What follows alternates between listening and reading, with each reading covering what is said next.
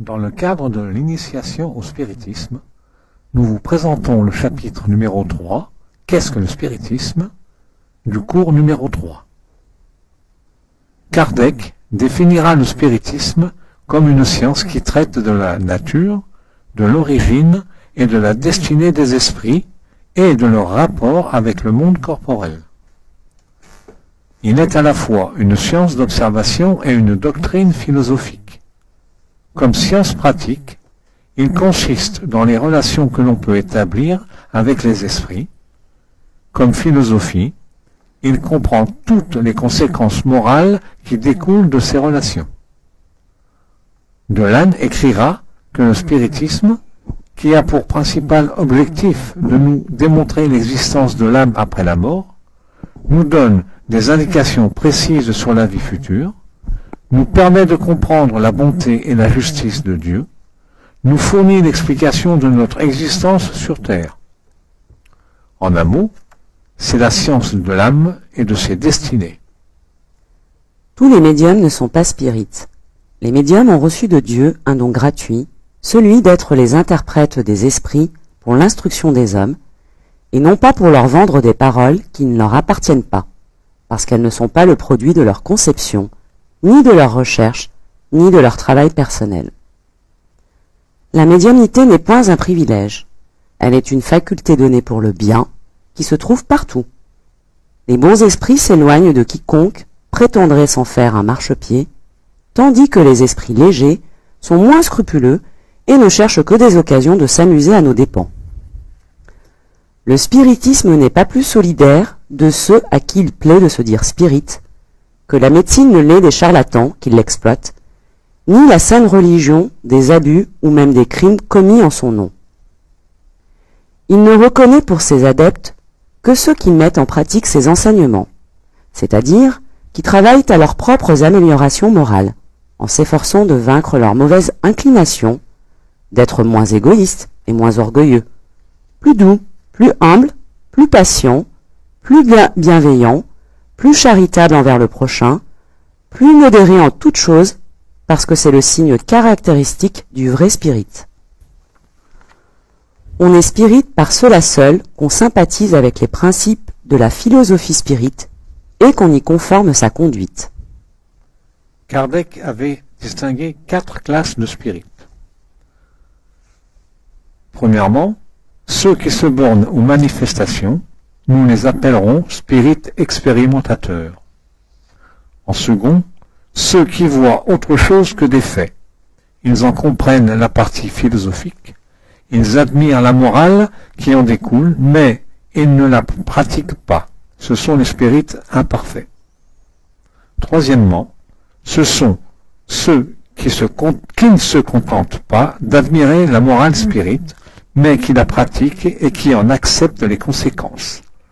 Ce sont là les vrais spirites. Quatrièmement, il y a enfin les spirites exaltés. L'exagération en tout est nuisible.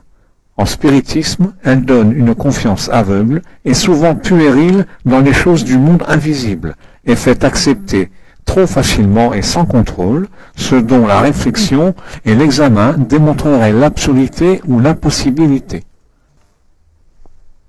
Cette sorte d'adepte est plus nuisible qu'utile à la cause du spiritisme.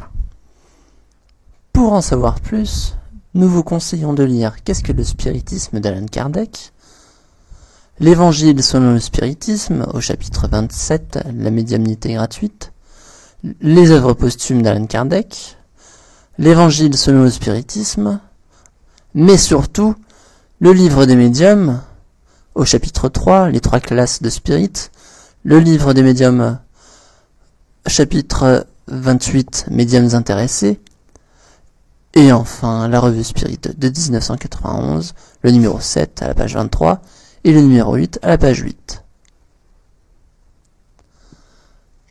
Le spiritisme, écrit Léon Denis, est donc à la fois une philosophie morale et une science positive. Il peut satisfaire tout ensemble le cœur et la raison. Il se manifeste dans le monde à l'heure précise où les conceptions religieuses du passé oscillent sur leur base, où l'humanité ayant perdu la foi naïve des anciens jours, rongé par le scepticisme, erre dans le vide, sans boussole, et cherche sa voie à tâtons, comme un aveugle. L'avènement du spiritisme est, qu'on ne s'y trompe pas, un des plus grands événements de l'histoire du monde.